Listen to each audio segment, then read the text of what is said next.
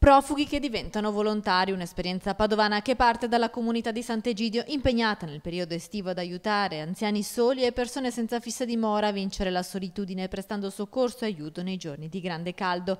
Alcuni profughi che sono stati aiutati proprio dalla comunità di Sant'Egidio hanno deciso loro stessi di collaborare e diventare volontari. C'è da raccontare di un'amicizia nata in maniera spontanea.